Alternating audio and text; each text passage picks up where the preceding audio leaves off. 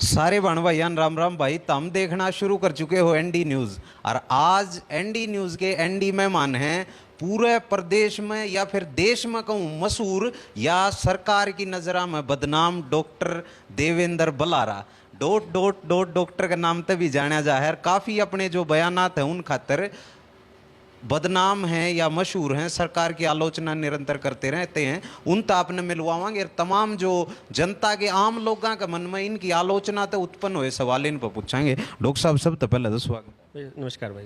Doctor साहब ये बताइए कि बार बार आप टीकाकरण का विरोध कर रहे हैं, उसका क्या आपका क्या मकसद है और उसका रीजन क्या है? देखो सुमर भाई, क्या है कि किसने कहा कि मैं विरोध कर रहा हूँ? सर आपकी वीडियो में जो देखने में मिला है कि आलोचना की। मैंने केवल ये बताया कि इस एक तो सबसे पहली बात, मेरा विरोध है सरकार की जाने वाली ज़बरदस्ती के खिलाफ। दूसरा मेरा विरोध है सरकार की बदनीयती के खिलाफ। अगर सरकार की नीयत में खोट है, मैं सिर्फ वो बता रहा हूँ। क्या सरकार ने ये कहा है कि आपको ये बूटी लगाने के बाद में आपको दोबारा से वो एक तथाकथित बीमारी नहीं होएगी, जिसको मैं पहले दिन से फ्रॉड बोल रहा हूँ? क्योंकि वो पूरा का पूरा खेल वैसे ही है जैसे इससे पहले की पेंडेमिक्स लाई गई थी, वैसे ही लाई गई थी, वैसे ही उनके इलाज के नाम पे देश के करोड़ों रुपए की धांधली की गई थी और वैसे ही लोगों के शरीरों को ख़राब किया गया था। ऐसा कैसे हो सकता है कि जिस बंदे को भी वो हुई तथाकथित ट्रेंडिंग बीमारी, उसके बाद जिसने अस्पताल से वापस आया जो उनकी दवाई खा के, क्यों वो बीपी, शुगर और किडनी पेशेंट बन गया? ऐसा क्यों हुआ कि सरकार आपको ये आश्वासन नहीं दे रही है कि भाई तुम्हें दोबारा से वो बीमारी नहीं होगी? सरकार आपको ये आश्वासन नहीं दे रही है कि आप बिल्कुल सुरक्षित होगे। सरकार ये कह रही है तुम्हारी पेंशन कट जाएगी, तुम्हें रेल में नहीं बैठने देंगे, तुम्हारे को स्कूल में नहीं जाने देंगे, तुम्हारे को दफ्तर में नहीं जाने देंगे, तुम्हारी हाजिरी नहीं लगने देंगे, तुम्हारे बैंक में पैसे नहीं निकलेंगे, तुम्हारे तनख्वाह नहीं निकलेगी। वो सरकार ये कह रही है। मतलब ऐसा कमाल है। चलो ठीक है, हम ज़बरदस्ती मान लेते हैं, आपने ज़बरदस्ती करी और हमने जो है मान के आपसे वो ले ली, अमृत प्याला पी लिया। उसको पीने के बाद अगर साइड इफेक्ट हो जाए तो बोला वो तो ना लाख में एक का हो है। ठीक है, तेरे लिए तो लाख में एक आंकड़ा हो सकता है, मेरा हो जाए, आपका हो जाए, आप अकेले कमाने वाले और आप एक कुछ हो जाए तो बालक तो रुड़ गए ना। गारंटी ले लो ना तुम कि एक आदमी का है, अगर उसके लगाने के बाद अगर हार्ट अटैक होता है, ब्रेन हेमरेज होता है, लकवा होता है, नपुंसकता आती है, तो तुम 5 करोड़ रुपया दोगे उसके परिवार को। लिख दो, रेयर है ना, तुम कह रहे हो रेयर है तो कह दो 5 करोड़ देवांगे हम। कति साथ है सरकार के, या खड़े होकर करवाओगे। यह बात होगी डॉक्टर साहब, लेकिन एक बात है कि बच्चा बीमार हो जाए उस प्रकार तो पूरा देश एक परिवार है, तो लोग तमाम अपनी कोशिशें करेंगे भाई कुआं किसी डॉक्टर दौर ले जाएं, कुआं किसी डॉक्टर। आपका हिसाब तक इस पेंडेमिक में लोगों को ऐसे ही छोड़ देना चाहिए? देखो, सबसे पहली बात आपको समझना चाहिए, मैं कॉमन सेंस के खिलाफत में जो बात करता है ना, मैं उसका विरोध करता हूँ। कॉमन सेंस क्या कहता है? मेरी आपने अगर वो शर्मा जी के साथ एक वार्ता देखी हो जिसके अंदर आईएमए के 2 डॉक्टर्स ने मेरे साथ वार्ता करी थी, उसमें उन लोगों ने ये माना कि मुंह ढकने से आप किसी वायरस को नहीं रोक सकते। उसमें उन्होंने ये माना कि जो आदमी धूप और हवा के संपर्क में रहता है उस आदमी के वायरस अपने आप खत्म हो जाते हैं। उसमें उन्होंने माना कि अगर आपका आचरण ठीक हो, अगर आपका व्यवहार ठीक हो, अगर आपका खान पान ठीक हो, अगर आपका वातावरण ठीक हो, आपकी हवा शुद्ध हो, तो 100% ठीक है कि उसको वायरस जो है वो नहीं पकड़ सकता। तो भाई साहब इन पे काम करो ना। फिर मैं दूसरा एग्जाम्पल देता हूं। आपने एग्जाम्पल दिया कि ये इतने मर गए, आपने एग्जाम्पल दिया अस्पताल में इतने दाखिल होने पड़े। मैं एग्जाम्पल दे रहा हूं, ठीक, आपने इतने आपने नंबरों का कुछ नहीं पता, बस हूं बेरा खाम खाई जो सरकार ने, अखबारों ने, जो पेड मीडिया ने जो कह दिया, नेशनल मीडिया ने। मैं ये कहता हूं बाकायदा रजिस्टर्ड लोग हैं, सरकार ने उन लोगों को पॉजिटिव निकाला।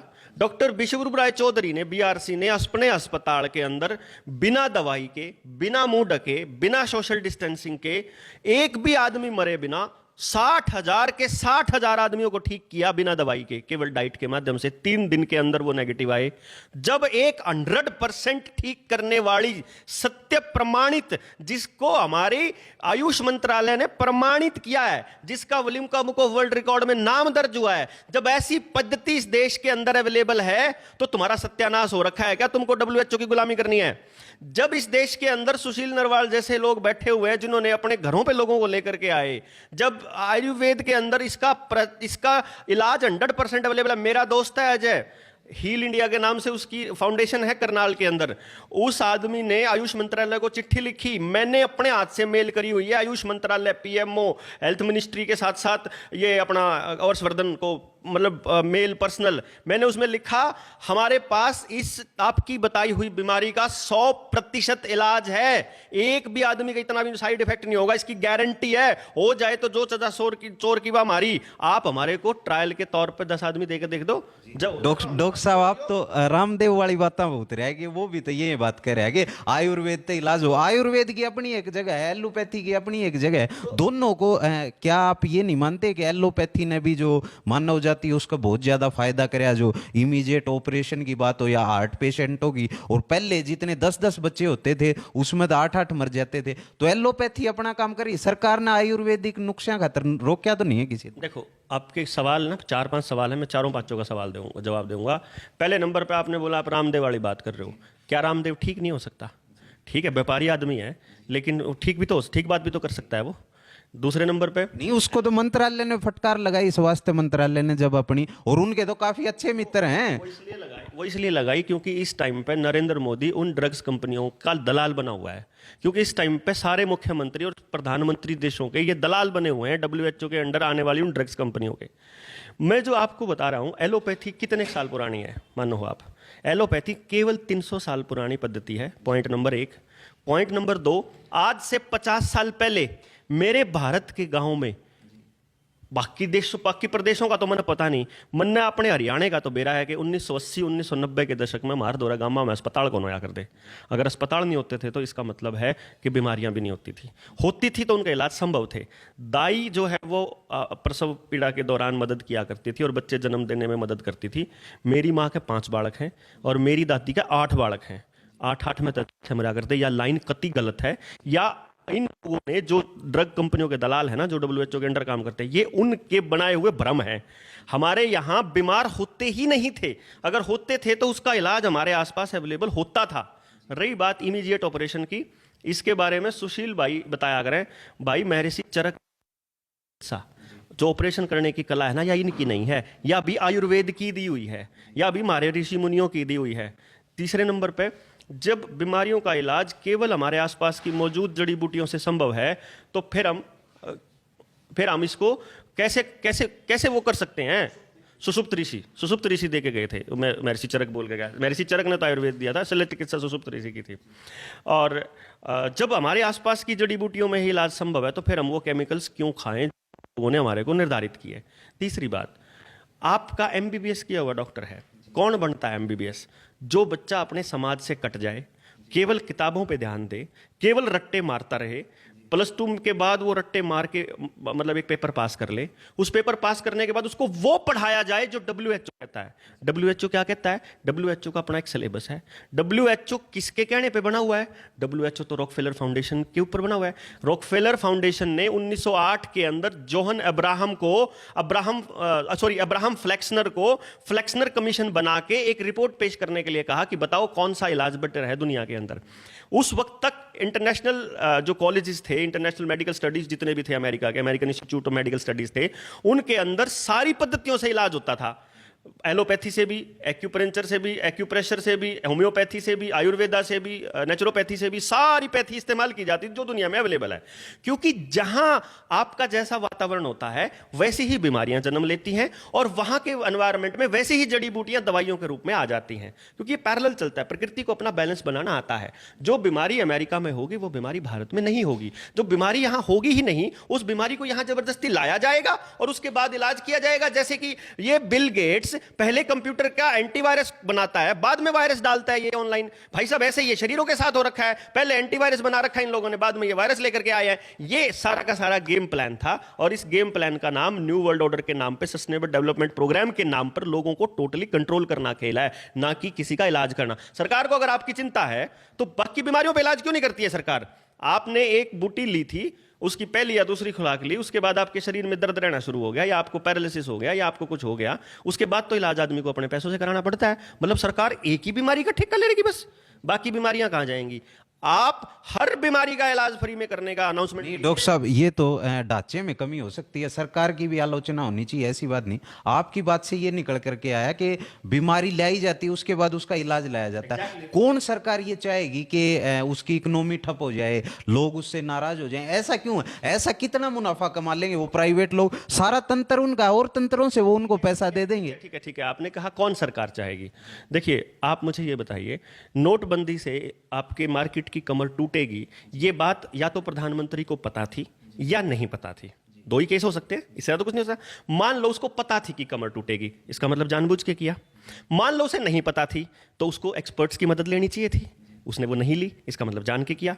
मान लो उसने सलाह भी नहीं ली और उसे पता भी नहीं था, उस केस में कमर टूटी तो माफी मांगनी चाहिए थी, इतना तो कर ही सकता है वो, लेकिन नहीं किया। जीएसटी के केस में भी ऐसा ही है।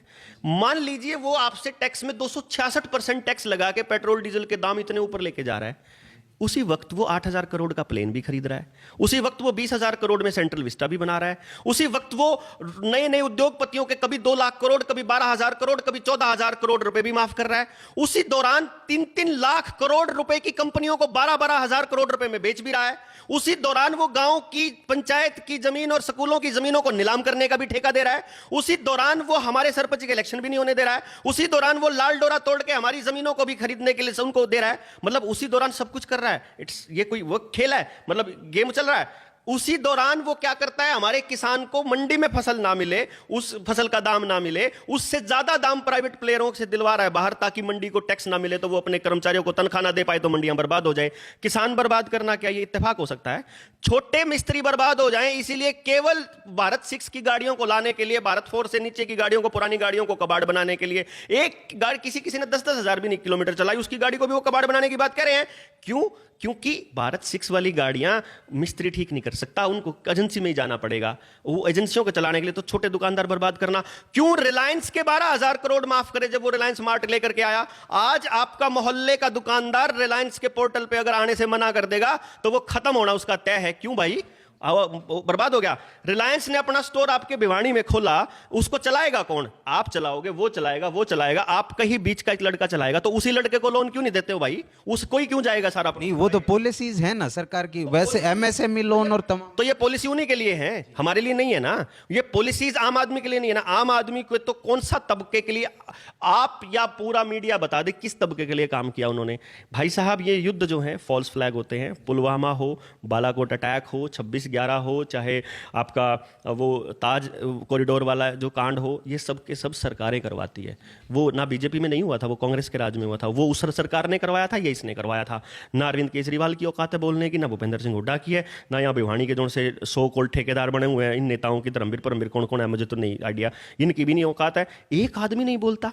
मतलब क्या है कि राहुल गांधी उससे बड़ा मुंह पे वो लगा के आता है, सुअर सा मुंह करके, और अरविंद केजरीवाल उससे बड़ा लेके आता है। और ये नरेंद्र मोदी 3 लाख की रैली खाली लोगों के बीच करता है, अंदर टीवी पे जाके वो ड्रामा चालू कर देता है। भाई साहब, सब समझ में आ रहा है लोगों को? नहीं डॉक्टर साहब, समझ में तो आ रहा है ये बात। तो अल्टरनेट क्या है? आरोप लगाना बड़ा ही आसान है, लेकिन इसका अल्टरनेट क्या है? जो पद्धति है, जो स्ट्रक्चर है, जो डेमोक्रेसी है, उसको तो फॉलो करना पड़ेगा। लोगों ने चुन करके उनको वहां बैठाया। देखो, अगर लोगों ने चुन करके बैठाया है तो कानून, अगर कायदा क्या कहता है, आपने कोई कानून पास करना है, आपने कोई कानून बनाना है, आप सबसे पहले उन लोगों के प्रतिनिधियों से तो पूछोगे ना भाई आपने क्या करना होता है। एक कानून उन प्रतिनिधियों के हाथ में देना होता है, वो प्रतिनिधि उसको पढ़ेंगे। पढ़ने के बाद अगर वो कानून दुकानदारों के लिए है फॉर एग्जांपल, तो दुकानों की यूनियन को बुलाएंगे, वो यूनियन से मिलकर बातचीत करेंगे, भाई ये कानून आया है ना, पढ़ लो, इसमें कोई कमी लागती हो तो बता दो, और फिर ठीक कर देंगे।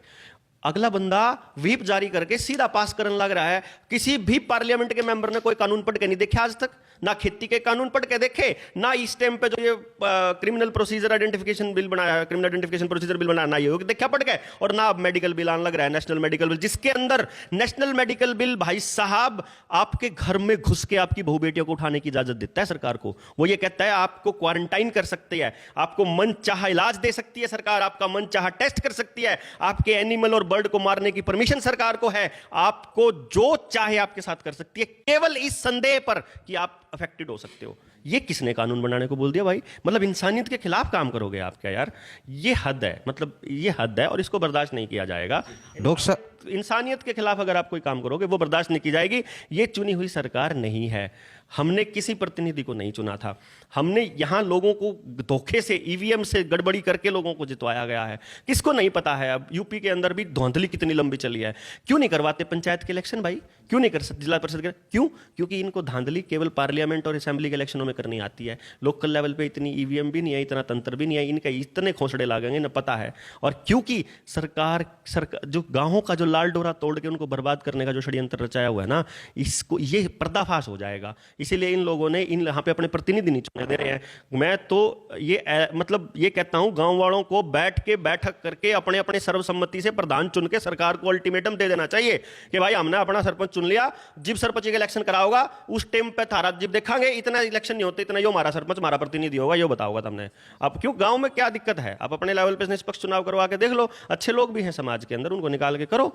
रही बात अल्टरनेट की कि क्या अल्टरनेट है, भाई साहब अल्टरनेट है जनता का अपने अधिकारों के प्रति जागरूक होना। जैसे आपने 3 जनवरी वाला वाकया देखा हो, वहां पे वो लोग जब मैं बोला जब और लोगों को पता लगा अच्छा रहा ये स्वैच्छिक है, अच्छा रहा ये इसका चलान ही नहीं है हमारे, भाई साहब मेरे को इसीलिए रोका था ना कि मैंने मुंह पे वो कपड़ा नहीं ढका हुआ था ना, वो तो चलान में है ही नहीं। क्यों? फिर इसका मतलब तो इतने दिन तक जो लूटा ये धांधली है, आपका पैसा ये है ही नहीं, कहीं पे कानून के अंदर ही नहीं है कि आप किसी को सजा दे दो। लेकिन वो उनकी पकड़ी गई चोरी है रामखोरों की, इसलिए अब कानून बना देंगे कि आपके घर में घुस के ठोकेंगे। ये चोरी है, ये अज्ञानता है। और इसका अल्टरनेट है ज्ञान, इसका अल्टरनेट है जागरूकता, इसका अल्टरनेट है इकट्ठा होना, इसका अल्टरनेट है अगर आप ये मानते हो कि ये गलत हो रहा है तो गलत के खिलाफ बोलो। हाँ, उसके लिए आपको सजा हो सकती है, आपके खिलाफ षड्यंत्र हो सकता है, राजू भाई की तरह आपको मरवा सकते हैं, कुछ भी हो सकता है, आपको गालियां पड़ सकती हैं। बढ़िया है यार, देखो आप सेंटर चलाने लग रहे थे, कोचिंग सेंटर से बड़ा धंधा नहीं है आज के टाइम में। चंडीगढ़ जैसे शहर में बैठे थे हम लोग, क्या जरूरत है गाँव गाँव धक्के खाने की। लेकिन हमारा तो कोई पॉलिटिकल स्टैंड भी नहीं है यार। कौन 4 आदमी जानते नहीं यार हमारे को, कौन साथ आएगा? हर आदमी कोई हुड्डा के पीछे लगा हुआ है, कोई चौटाला के, कोई इनके भजनलाल के, कोई किसी के, सब भगत बने हुए हैं। हम तो किसी स्टैंड पे ही नहीं खड़े होते भाई। मैं तो गाली सब ने देने लग रहा। तो अगर मान लो मैं किसी के नीचे, मैं तो यूं कहूँ अरविंद केजरीवाल भी राक्षस बना हुआ है। हमारे यहाँ तो खुले में सांस लेने का जो था 500 रुपये था, वहां 2000 रुपये था। भाई साहब किसानों को तो वो भी वहां मारना शुरू कर दिया। भगवंत मान ने पंजाब में बनते ही चिप वाले मीटर स्टार्ट कर दिए, बनते ही अब उनके खेती नीलाम करवाएगा वो, बनते ही सीसीटीवी कैमरास चालू कर दिए। सीसीटीवी कैमरा का प्रोजेक्ट तो WHO का प्रोजेक्ट है, वो तो उसका वर्ल्ड यूनाइटेड नेशन का प्रोग्राम है। फिर यूनाइटेड नेशन के प्रोग्राम को चलाओगे, कल को आप जनसंख्या को प्रॉब्लम बताने की वो चालू कर दोगे, जनसंख्या प्रॉब्लम है। तो ये कितना बड़ा धांधली, आपको पता है ये कितना बड़ा गेम प्लान है। अब सरकारें जनसंख्या को प्रॉब्लम बताएंगी, फिर क्या करोगे? मार देनी चाहिए क्या जनसंख्या? नहीं, वो तो कंट्रोल सिस्टम होगा ना, जो भी पॉलिसीज सरकार लेके आए। क्यों आप जनसंख्या को क्यों नहीं, आपको नहीं लगता कि जनसंख्या, बढ़ती जनसंख्या एक समस्या है? बिल्कुल भी नहीं लगता। आप पूरे दुनिया के ऊपर, या मैं तो भारत की कह रहा हूं, आप पूरी दुनिया में या भारत में जहां आपको लगता हो वहां पर जो जितना एरिया हमारे पास पड़ा हुआ है और जितने लोग हैं उसका हिसाब लगा के देखो, प्रकृति के पास इससे 5 गुना जनसंख्या को भी एडजस्ट करने की हिम्मत है और कैपेसिटी है। प्रॉब्लम जनसंख्या नहीं है, प्रॉब्लम संसाधनों का कम होना नहीं है, प्रॉब्लम है संसाधनों का अनइक्वल डिस्ट्रीब्यूशन। प्रॉब्लम है कि एक आदमी के पास तो बढ़ता ही जान लग रहा और एक आदमी का सत्यानाश होता जान लग रहा। प्रॉब्लम यह है कि अगर इस देश के अंदर 135 करोड़ की जनसंख्या है तो 135 करोड़ की जनसंख्या का मतलब है 135 करोड़ दिमाग और 270 करोड़ हाथ। जिस सरकार को, जिस प्रतिनिधि को उस 130 करोड़ 135 करोड़ लोगों के दिमागों का और 270 करोड़ हाथों का इस्तेमाल करना नहीं आता ना, वो प्रॉब्लम है। प्रॉब्लम वो है यार, मेरी भारत को माता कहते हैं हम, भारत माता है, माता के लिए उसके बच्चे बोझ हो जाते हैं क्या यार? औलाद कभी बोझ होती है क्या यार? मैं अगर आपको ये कहता हूं कि चल मेरे साथ रहने की जगह दूंगा और खाने जगह दूंगा और तू मेरे लिए फ्री में काम करिए, तो त्यार मेरे लिए फायदे का सौदा है कि आपके लिए? आप ही बताओ, किसके लिए फायदे का सौदा है? मेरे लिए। आपके लिए फायदे का सौदा है फ्री में काम करना? नहीं डॉक्टर साहब, मेरे लिए होगा ना। मतलब मुझे अगर मेरे देश के अंदर मैं अपने रहने वाले नागरिकों के लिए अगर रहने का इंतजाम कर दूं और भरपेट खाने का इंतजाम कर दूं और उसके बदले में वो समाज को देते रहें, तो एक आदमी जितने का खाता है ना उससे 10 गुना का काम करता है कम से कम। यानी अगर कोई कंपनी आपसे 15,000 रुपए सैलरी देती है ना, तो कम से कम 1.5 लाख का काम लेती है, तो 15,000। ये तो डॉक्टर साहब एक बात बताइए, आपका थोड़ा समझ नहीं आ रहा है। एक तरफ तो आप समाजवाद की बात कर रहे हैं, आइडियोलॉजी जो लेफ्ट की आइडियोलॉजी है, दूसरी तरफ आप राजीव दीक्षित, आयुर्वेद और इन चीजों को जो राइटिस्ट आइडियोलॉजी है, आपकी एक्चुअल जो लाइन है, जो विचारधारा, वो समझ नहीं पा रहे हम। क्या करना है पहले तो ये बताओ आपको समझ के? नहीं समझ के, लोग जानना चाहते हैं डॉक्टर साहब। देखिए बड़ी बात क्या होती है, देखो भाई, आइडियोलॉजी आपको सेलेक्ट तब करनी पड़ती है जब आपको कोई एक पक्ष देखना होता है। मेरा पक्ष है लोग, मेरा पक्ष है समाज, मेरा पक्ष है सही। हो सकता है मुझे जो सही लगता हो वो गलत हो, इसमें दो राय नहीं है, मैं गलत हो सकता हूं, लेकिन मैं ये मानता हूं जो चीज जहां पे बढ़िया है उसको ले लेना चाहिए। उसको केवल इसलिए मत छोड़िए कि वो राजीव दीक्षित की है, वो राइट वालों की है, वो लेफ्ट और राइट एक भ्रम है। अगर आपको चाइना और अमेरिका दुश्मन नजर आते हैं तो आप इसका मतलब समझते ही नहीं है खेल को। अगर आपको लेफ्ट और राइट में डिफरेंस नजर आता है, अगर आपको ये डिफरेंट लगते हैं, तो मैं आपको फर्क बताता हूं। केरला के अंदर लेफ्टिस्ट की सरकार है, लेकिन वहां तो सबसे ज्यादा लगवा रहे हैं लोग, वहां तो सबसे ज्यादा चालान काटे गए हैं, वहां तो सबसे अभी भी लगा के बैठे हुए हैं, चाहे उन्हें यहाँ लाना पड़ो लेकिन लगा के रखते हैं। ऐसा क्यों? चाइना के अंदर तो लेफ्ट की सरकार है, वहां तो क्वारंटाइन आइसोलेशन जबरदस्ती कर रखा है शंघाई में आज के दौर में, वहां तो सोशल क्रेडिट सिस्टम 10 साल पहले का है। हरियाणा में तो संघियों की सरकार है, यहाँ भी यही काम कर रखा है। राजस्थान के अंदर तो कांग्रेस की सरकार है, यहाँ भी यही हो रखा है। चाहे लेफ्ट तृणमूल कांग्रेस यही कर रही है, उद्धव ठाकरे यही कर रहा है। कौन सी आइडियोलॉजी ने छोड़ रखे हैं लोग? सारी आइडियोलॉजी का मतलब है आइडियोलॉजी के पीछे चोर छुपते हैं। इस टाइम पे भी मतलब इस सरकार में तो हमने देखा ही नहीं, सारे गधे घोड़े इकट्ठे कर लेना है। 2014 में 200 मतलब हमारे जो 282 कुछ लोग थे इनके पार्लियामेंट में मेंबर जो एनडीए में थे, उसमें से 144 पार्लियामेंट के मेंबर वो थे जो यूपीए में थे पहले सरकार में। कहने का मतलब है ना यह भाजपा की सरकार है ना वह कांग्रेस की थी, ये दोनों की सरकार किसी की भी बने भांजरेज सरकार है। ये हम इसको भांजरेज सरकार बोलते हैं। और ना कोई लेफ्ट सरकार ना कोई राइट सरकार, ये मतलब इसको रटाइट कह लो, मतलब चाहे आपको कुछ भी कह लो, ये सब एक हैं। जनता एक नहीं है, ये एक है, चोर एक है, ऊपर वाले ये सारे एक हैं। मैं इसीलिए ये कहता था कि देखो भाई, अगर मैं एक आइडियोलॉजी को लेके चलूंगा तो मुझे एक आइडियोलॉजी के लोगों का समर्थन मिलेगा, तो मुझे ऐसे उसी आइडियोलॉजी के साथ जाना पड़ेगा। कल को जब मुझे सरकारें प्रताड़ना करेंगी, जब मुझे जबरदस्ती मेरे ऊपर झूठा केस लगाएंगी, तो जब मुझे लपेटेंगी, जब मेरे साथ षड्यंत्र करेंगे मेरे खिलाफ, उस वक्त मुझे कोई पॉलिटिकल पार्टी बचाने आएगी, मुझे उसके शरण में जाना पड़ेगा। एक रास्ता तो ये है। दूसरा रास्ता ये है कि मैं लोगों की बात करूं और फिर लोग ही बचाने के लिए आए। दूसरा रास्ता ये है। तो मैंने दूसरा रास्ता चुना है कि मैं चोरों की उसमें शरण में नहीं जाऊंगा, मैं इनकी शरण में आऊंगा। इनकी शरण में आऊंगा तो कल को मुझे ये मान लो, कल को ये कहने लग जाए कि आप हमारे लीडर बन जाओ। फॉर एग्जांपल मैं आपको ये बताता हूं, जैसे आपने बयाना खेड़ा में देखा हो, वहां पे लोगों ने एक नारा लगा दिया। मेरी पहली मीटिंग थी वो, पब्लिक मीटिंग, उसके बाद मतलब गिरफ्तारी के बाद, तो वहां पे एक नारा लगा दिया, देवेंद्र बल्हारा तुम आगे बढ़ो, हम तुम्हारे साथ हैं। उस दिन के बाद आपने वो नारा कभी नहीं सुना होगा, क्योंकि मैंने वहां पे अनाउंस कर दिया था, सभी लोगों को बोल दिया था, ना ही तो मेरा कहीं सम्मान होगा, अवॉइड करना है आपने माला वगैरह लाने से, ना ही हम कंपनियों के प्रोडक्ट यूज करेंगे अपनी मीटिंग के अंदर, कोई बोतल बंद पानी अवॉइड करना है आपने। तीसरे नंबर पे, ना ही आपने देवेंद्र बल्हारा को आगे बढ़ाना है। तुम देवेंद्र बल्हारा को नेता बनाओगे, देवेंद्र बल्हारा फिर किसी पार्टी की मलाई खा के भाग जाएगा और तुमको बेच जाएगा। तो इसका सबसे आसान तरीका है, मैं तुम्हारे अंदर 100 देवेंद्र बल्हारा पैदा कर देता हूं। तुम्हारे को मैं सिखा देता हूं कि ये चोरों की भाषा को समझते कैसे हैं। अखबार जब आपके साथ धोखा करते हैं तो उसको कैसे समझना है।